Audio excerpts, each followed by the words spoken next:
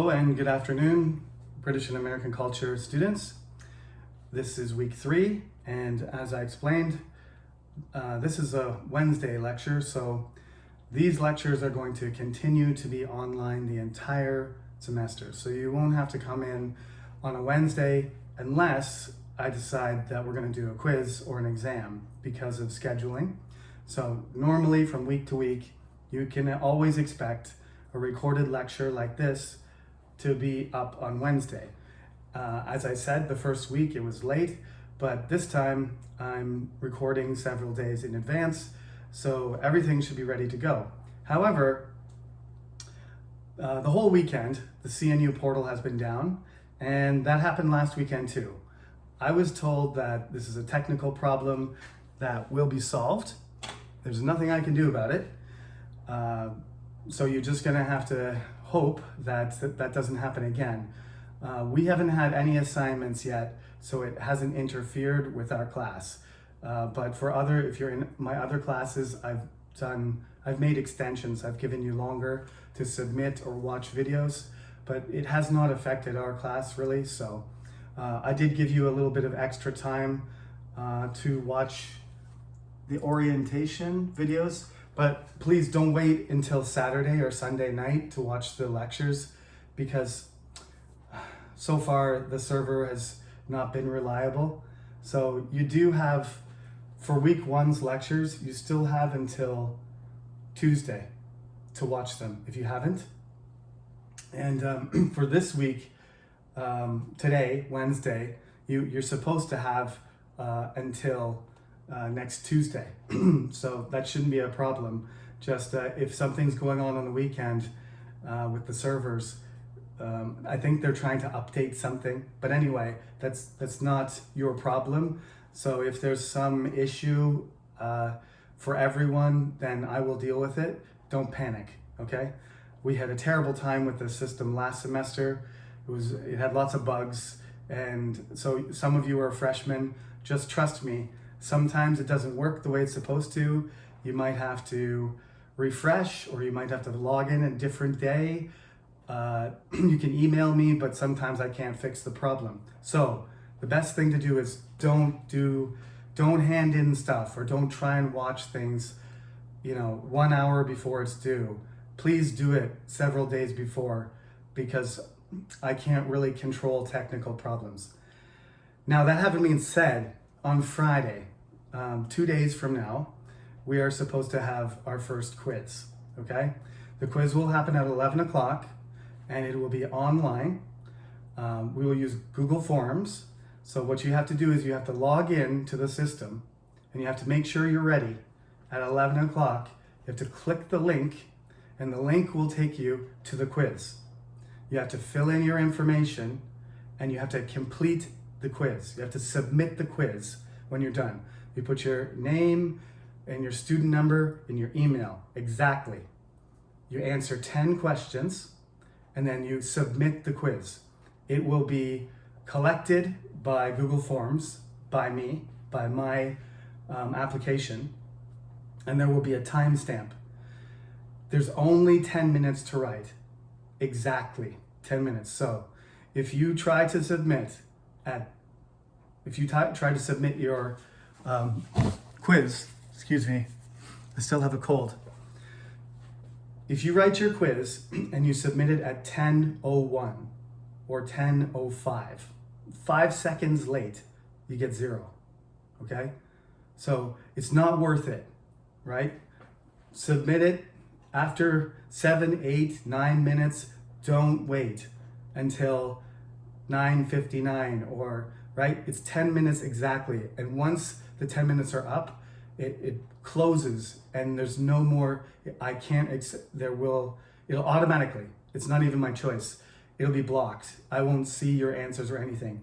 So you must submit before the 10 minutes are up. If you start 1 or 2 minutes late, there's nothing I can do about that. You still have to finish on time. I can't give you any extra time. It's a hard finish, okay? So make sure you're ready. I keep saying 10 because last year was 10. Excuse me, let me say that again. 11 until 11:10, okay? So be ready to write it at 10:55, and when it appears at 11 o'clock, click on it, do it. It shouldn't take 10 minutes. It should only take 6 or 7 or 8 minutes. Submit it, and it's done. Make sure you put in your correct student number.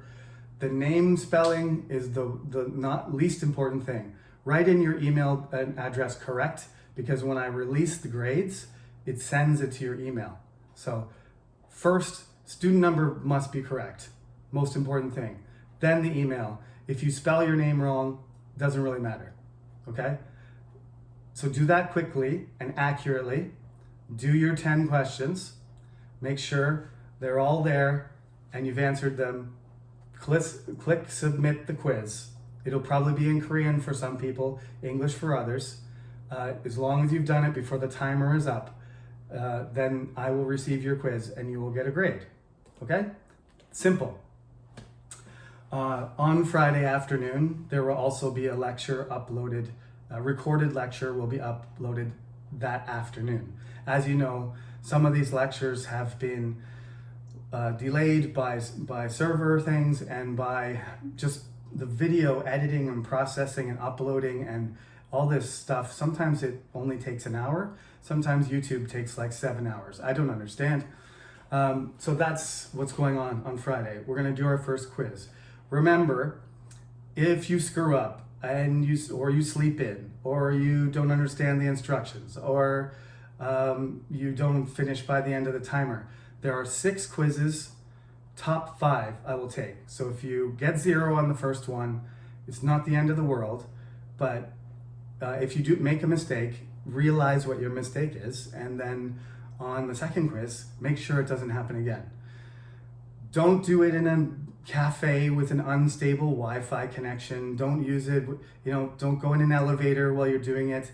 Sit at a computer with a stable connection, preferably in your home, but make sure you have a stable internet connection so you can do the quiz and you're not panicking and worried. Get it done, and everything should go smoothly. Last semester was we had very little problems. Everybody followed the instructions well, and the grades were completely normal, very similar to in class. Once we go to in class, if people dislike the Google Forms situation, we'll switch and just do the quiz in person on Friday, but I don't think it really matters. The grades seem to be the same. Some high, some low. The curve is the same. So it really depends on how you feel. In April, when we do class, as we expect, as long as things get a little bit better, we can do the quizzes in person. The midterm is an in-person exam. The final is an in-person exam. But we could continue to do the online quizzes. So please look. All the material so far, including today's class, is what you need to know for the quiz. Mostly it's from the lectures, but you need to fill in your knowledge with the pages and things that I've emphasized, okay? So I'll put a notice up about what's happening on Friday just to remind you, but that's basically what's happening. 11 a.m., 10-minute quiz. You log in through the CNU portal with your ID. As soon as it pops up, click on the link. It takes you to the Google Forms. Fill out the quiz, submit it, done. That's it. Okay? There's no attendance for it. If you skip it, it's not related to attendance. If you skip it, you lose. Obviously, you don't get a score. That's your punishment. Okay? So attendance is not being tracked for the quiz. Now, let's get into the next part. We basically got to the end of chapter 1, which I'm very proud of myself for doing, because usually that doesn't happen by this point. But we're going at a good pace, so let's wrap up chapter 1 first, okay? At the very end of the chapter, there's Canute, and then there's one more guy. His name's Edward the Confessor, and he's a very important person, not because of what he did, but because what he didn't do. So, Canute, Canute was the king of the North Sea, of the Danes and the Swedes and the Scots, and the English, he controlled basically all of the Nordic countries and the United Kingdom. He died.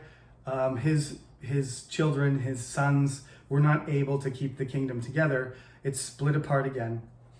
And they ended up needing somebody to become the king. So just like Canute. So they invited this young man named Edward, who had escaped, because he's Anglo-Saxon, he had escaped to Normandy, to northern France, and they invited him back to be the king, which he did. But he had spent his entire life sort of in exile in a court, studying. He wasn't a warrior, he wasn't a leader, he was more of like a scholar, more of like a student, like a Hamlet type guy. He went to church all the time, and he was focused on, his spirit, and wasn't really interested in dealing with a lot of the serious, administrative jobs and the real management of the kingdom. But in general, his 20 years or so are viewed as kind of like not a golden age, but a peaceful, happy time, because before Edward the Confessor, there had been Vikings and war and Anglo-Saxons and lots of raiding and violence and instability and bad kingship, young princes. I didn't go through all the problems, but basically from Alfred and his grandchildren up until Canute and Edward, there had been hundreds of years of friction and war and fighting and raiding between the Vikings. And in this period, it kind of stopped. And so Edward, he went to church all the time, and he prayed all the time. He got married to Harold Godwinson's sister. And they were not really in love, or he didn't want to have children. Nobody really knows, but they never had. And this is always a problem when the king doesn't have any children. Who's supposed to be the next king? So Edward the Confessor, too busy with his own, philosophy, religion, life, and maybe just didn't love his wife. Who knows? Maybe they just didn't get along. Doesn't have a daughter. Doesn't have a child, a son to be the king. No children. So when he dies, who is going to be the next king? Harold Godwinson, his brother-in-law, says it's going to be him, because him and his family are the richest, most powerful people in England. His father actually kind of controlled Edward a lot, because he was an earl, and he had lots of soldiers, popularity, and wealth. So even though Edward was the king, Godwin's family, the elder Godwin, controlled what was going on a lot, and they had connections to Canute as well. There's a lot of relatives involved here. So these guys are friends kind of with the Danes, kind of friends with Canute because they're sort of related, and they're related to Edward by marriage. So Harold believes that he should be king. But there's this guy named William in Normandy who thinks he should be king. One of the reasons is because when Harold was young, he got shipwrecked in Normandy, and he took refuge with William, and William protected him. And he even spent some time there fighting with William in France. And he made this Harold, promise that he would give up the right, that William was the rightful king. And then he went back to England. So William claims that not only is his great-great-aunt related to the king, which Harold is not, William's female, through his mother, through his father's mother, he's related to the Anglo-Saxons. Harold's not. But William is in Normandy, and Harold is in England. So Harold becomes the king. And this is the fateful year 1066. This is one of the only years, the reason we're talking about this in detail and why, what the hell's going on here? This sounds like history class, is because this year is the year that everything changed. It's one of the most important years in the history of the world, especially the history of, it's the most important date in English history, British history, European history, arguably not, but it is a very significant. What would have happened if 1066 went differently? We can't imagine. So Edward dies. Edward has no kids. Harold becomes the king. William says, no, you're not supposed to be the king. Remember the map of France? He's in northern France and he's in Normandy. So he starts gathering an army saying, I'm going to take control of England because it belongs to me. It's my inheritance, not yours. So Harold gets ready for him to fight, to come from France. Meanwhile, this guy, Harold, another Harold, Hardrada, he's a Viking king, and Harold's brother, don't remember all these names because it's not going to matter, Harold's brother Tostig goes with him, and he attacks and tries to kill and destroy the army of Harold. So Harold goes north of England, marches up all the way up to Stamford Bridge, fights the Viking army, kills Harold and his brother, chases the entire Viking army away, and wins. And then that's when William comes from France. So Harold's dead, Edward's dead, Harold's the king. He's only been king for, a few months. He has to fight a bunch of Vikings, the biggest Viking army, the last big Viking army in England, destroys it, and then he has to march as fast as he can down to Hastings, near London, near in Kent, near the corner of England, near France, to fight William. And they have a battle. Obviously, Harold's men already just fought a battle, about a week or two before. So they're tired and already have fought. But William's soldiers have just come across, the sea and are landing and getting ready. So it's kind of a fair fight in a way. But the Normans have horses and they have archers and they have spears. They fight each other, and at one point it looks like the Anglo-Saxons are winning, and the Normans start running away. But either it was a fake retreat, or the Anglo-Saxons just got too excited. They tried to chase the Normans, and when they did, some people thought William was dead. He showed his face. They turned around, and they destroyed the English army. So there goes Harold. And that's the end of the Anglo-Saxon kings. They're done. Now, that means that this guy, William the Bastard from Normandy, is now the King of England. Not quite yet, but all he has to do is march up to London. There's no army in his way. So he's brought all of these French, these people from Brittany, the Burgundians, mercenaries from different parts of Europe, but mostly he's got his friends from Normandy. When William was young, his father had an affair, not with a princess, not with a duchess, but with a peasant, a maid, and he was the son. So he's not supposed to be, first of all, he's not supposed to be the Duke. He's not supposed to be the leader of Normandy. But because of his personal abilities, his leadership, his courage, his intelligence, his aggressiveness, he managed to kill his uncles and defeat all of the other competition, and he becomes Duke William of Normandy. And then furthermore, he gathers all of these soldiers under his banner. He gets the approval of the Catholic Church, and then he attacks England and beats the King of England. So this guy is a pretty impressive man. He loves hunting, he loves fighting, he's smart, he's dangerous.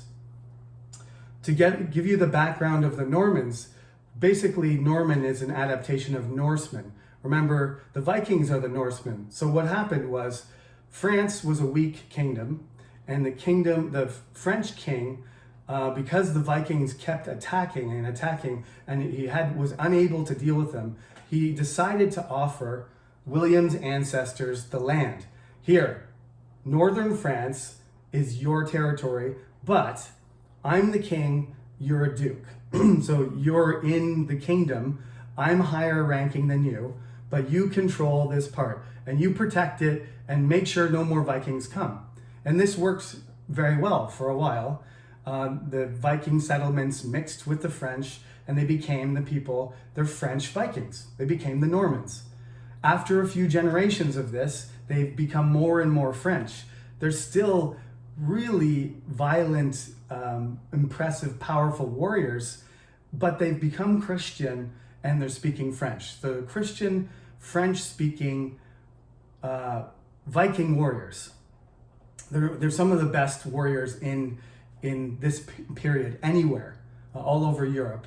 Norman conquests end up happening in every country: Spain, Italy, Germany, Russia, United Kingdom, Syria, Israel, Turkey. They go everywhere, and they are just an especially effective group of military. They have a military culture and they're especially well led and successful.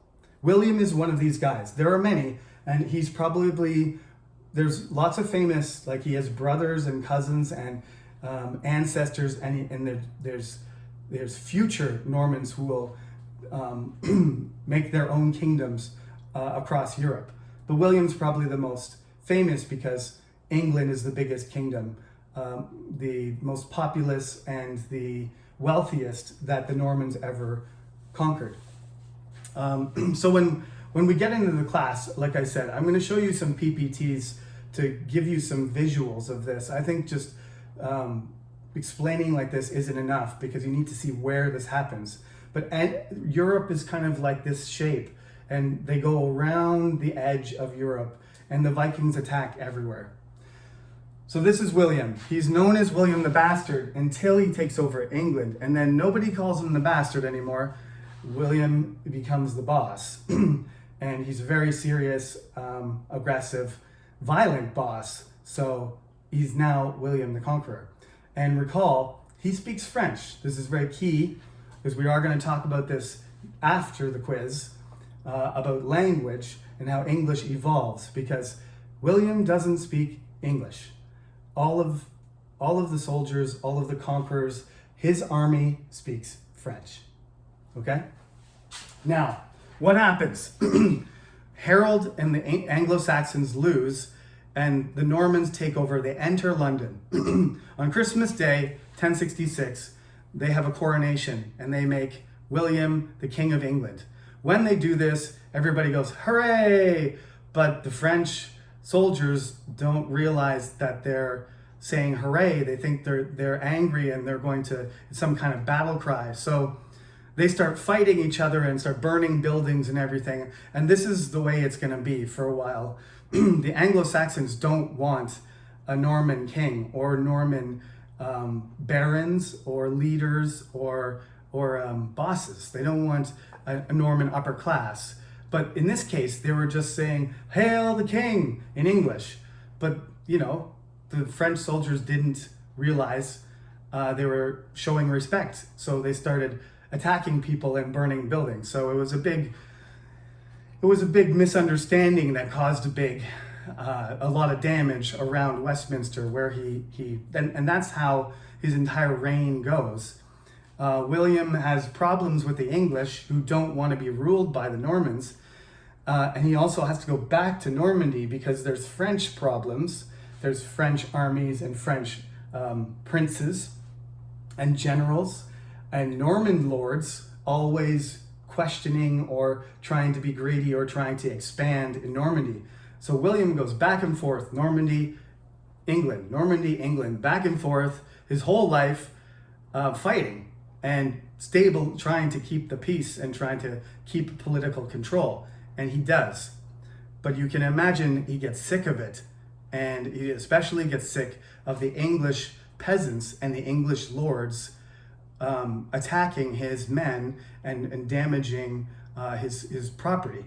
So when he first becomes king, William tries to learn English, but after he finds out about all of this rebellion and this disrespect, he gives up and he says, fine, I'm gonna force these people to respect me, and they're gonna understand that I'm not going to be kind to them. I'm going to crush them, and they're going to live the way I expect, and they're going to follow my iron hand.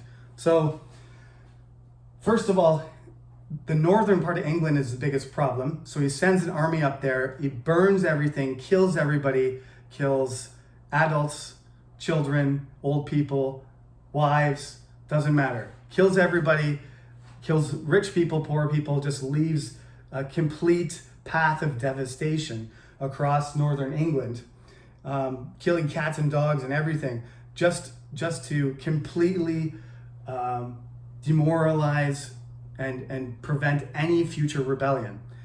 And it works because it's devastated for years, for a generation, several generations it takes to rebuild all the farms and the buildings and the towns and start growing things. He completely destroys everything.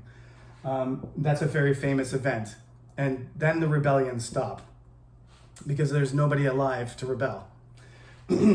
He institutes an absolute rule. So one of the things about William that he says is, England, I'm the king, England belongs to me.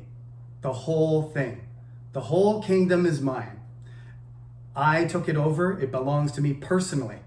And then he gives the land to the knights and the barons and the princes and the leaders of his army. He grants them the land from himself as a kind of recognition of their effort. So he gives them some of the land, which amounts to about 30%, and he gives 30% of it to the church, and about 30% of it he keeps for himself. It belongs to the crown. It belongs to him and to the royal government. And there's about 10% left over for whoever else. Leftover wealthy English people that are on the edges of the country, and townspeople and peasants. So basically, all of the kingdom, which belonged to various people like Godwinson and Edward the Confessor and clergy and all of that stuff, gets taken away. Imagine if your country got taken over and everybody's house, everybody's land, all the ownership was taken away and then given to the people who came. The Japanese tried to do this a little bit, but this is more complete. This is everything. Really, there's only two famous English barons, only two family names that come down to us from 1,000 years ago. He completely replaced he took away all of the wealth, all of the land and castles and manors and peasants and everything from the Anglo-Saxon people. Part of the punishment for rebelling in the first place. Destroy your land and all the good stuff you have, take it away. He controls the church. He brings bishops from Normandy, so he has control of the church. And, of course, the English had their own bishops and their own representatives. He replaces all of them, brings his own representatives of the church that speak French and Latin, and he brings them over to England. So the church, now Latin and French speaking only. He doesn't want any Robin Hood type characters or Alfred the Great or Arthur's or anything like that. So he completely bans the worship of Edward the Confessor, because Edward becomes a saint. You're not allowed to worship him. You're not allowed to worship any English saints. You're not allowed to talk about things like King Arthur's stories or talk about Alfred the Great. All those stories are suppressed. So this is the technique. He wants England to be under his control completely. He's an absolute ruler. This is not working with the government. All the power is located in William, and the power comes from God. He is the chosen representative of God who will rule the kingdom the way he sees fit. And nobody else can question that. That's the absolute rule. So he rewrites the history of England to make it more, to reduce, the vibrancy and the importance and the impressiveness or success of their culture. Tries to reduce it and tries to, elevate Norman culture above Anglo-Saxon. So why would you want to be Anglo-Saxon anyway? Learn to speak French, behave like a Norman, get a strange Norman haircut. I'll show you that when we get in person at some point. I'll show you Viking haircuts and Norman haircuts. But we're the masters now. So your culture is a subculture. It's a counterculture, it's a subculture. Follow the dominant culture and do what we say. I already mentioned the Pope, the Catholic Church, approved this attack, and that helped him gather more armies. And once he became the king, the Pope approved him becoming the king, which is important. The religious approval was always important for a king. That made your support from people stronger. So they used. Basically, the Normans were not interested in English culture at all. They were, in a sense, they were like the new Romans, right? The Romans came in, they had no regard, they didn't care about Celtic dress or style or language or buildings or art. They are not interested. In fact, they want to oppress them and control them. So the Normans did the same thing as the Romans did to the Britons. They take the Anglo-Saxons, and they oppress them, they possess their money and their wealth and their land. They oppress them by threatening them and telling them what to do. And they suppress all of their culture and don't let them, gather, develop literature in English. Everything is done in French and Latin. Everything is all communication.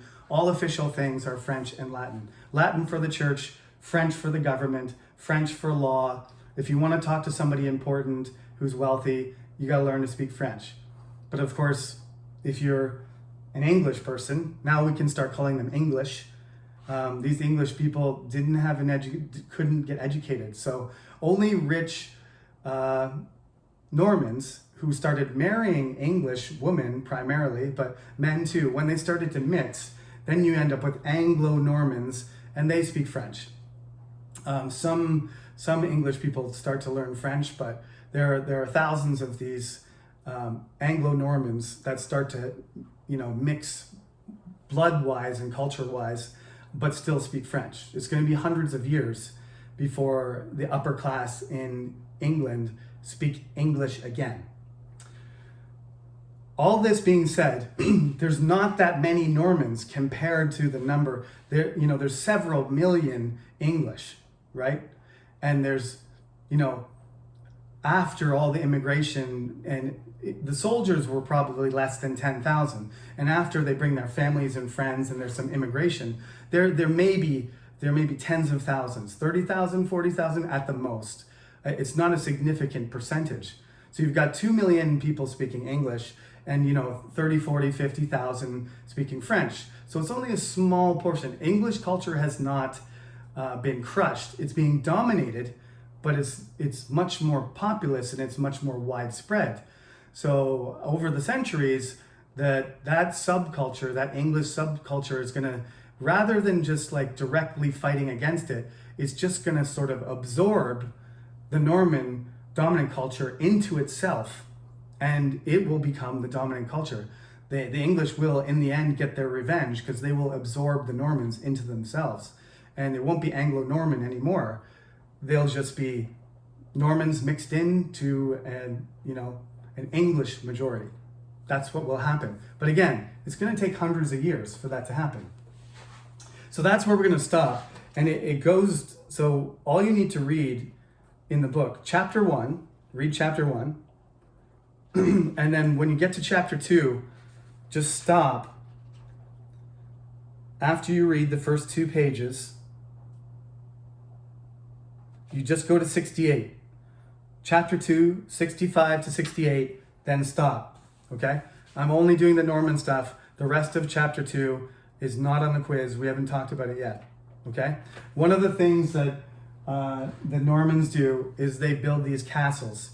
And when you see castles in England, it's cool because they're everywhere. They're very square. The Norman castles are very simple and very square. The purpose of them was not really for showing off or for living. There are palaces and huge castles with many rooms, but Norman castles were like forts. They built hundreds of these things, and basically they were strong, square structures where 10 soldiers, like 10 knights, could put food and weapons and protect themselves if the English got some idea like they were going to rebel, like they were going to attack against the king or attack against the local rulers or raid or do anything they weren't supposed to. The knights would hold the castle against the attackers, and there could be hundreds of them, but they don't have a way to get into the castle, so they just fought against them from inside the castle, and then an army would come from London or from York or from another royal garrison, and then they would kill all the peasants or chase them away. So these Norman forts that were built, which you can see everywhere across the countryside in England now, some of them are gone, but there were hundreds of them. They were like police stations, but not like friendly police. They were like police watching you, and if you did anything you weren't supposed to, you would be arrested or you would be tried, or you would be captured, or you would be threatened and punished. And if there was a big group of people that protested, they would hold the fort until they got more police officers, more soldiers, and then with their better weapons and better training, they would chase the peasants away and arrest them and execute the leaders. Only one time in the entire Norman period, for hundreds of years, only one time was a peasant army, a rebellious army able to take over a castle. It only happened once, and there were hundreds of them. So this is the way that the Normans kept the English behaving well, is that they used Norman castles. That's why in the book, right at the beginning, on page 67, you can see that's a picture of a Norman castle. And if you had a sword and a stick and you tried to attack that, you can see you wouldn't get anywhere. Even if you had a ladder, which they didn't have very good equipment, if you tried to get up there and they were shooting arrows and throwing stones at you and dropping rocks and pieces of brick and maybe hot oil on you and shooting arrows, you wouldn't be able to do it. Too many people would die. It was very difficult to attack these forts. So that's how one of the ways the Normans oppressed the English population. So that's all I'm going to say for now. I think that's enough. You know about all the mixed up stuff that happened in 1066. You got to read about it a little bit. The main thing is, let me just recap after all of what I said. Edward the Confessor died. An Anglo-Saxon noble became the king. His brother and a Viking tried to attack England. He destroyed their army. Then William the Conqueror invaded from the south. Harold moved quickly down to defend England from William. He failed. William killed Harold and dispersed his army. He went to London and he became the king. After he became the king, he put into place this oppressive rule of Norman-dominated culture, which involved French and religious domination, rewriting of history, his personal absolute rule, stripping wealth and land and property and titles from the Anglo-Saxon barons, and building castles across the countryside to make sure they could continue to control. And that's what Norman is like. The reason we have so much French in our language is because of the Normans. But I will talk about the language next time later, because we're up to about 40 minutes, and that's enough content for our quiz. Make sure you check out, in the introduction, Cultural Studies, page 38, to 44, okay? Chapter 1, and then the very beginning of chapter 2. I'll post it right now. I'll post a notice so that everybody knows exactly what's going on. I'll give you the details, okay? But basically, you log on to the Cyber Campus on Friday, get ready for the link to appear right at 11 o'clock. and then click, fill it in, submit, and it's done. Okay? Thank you for listening. I hope the story of William the Bastard, you can see why he was called a bastard. The English didn't like him. William the Conqueror, as we call him now, but William the Bastard. I hope the story was a little bit entertaining, and as we move forward and you see how the English language and English culture evolves into a British culture, you will see once again how important all of these different cultures are. The Normans are probably the most important, besides, the Anglo-Saxons themselves. Okay? So that's it. Hope things are going well for you, and I'll see you on Friday. Well, I won't see you, but please log on Friday for the quiz. Have a good day.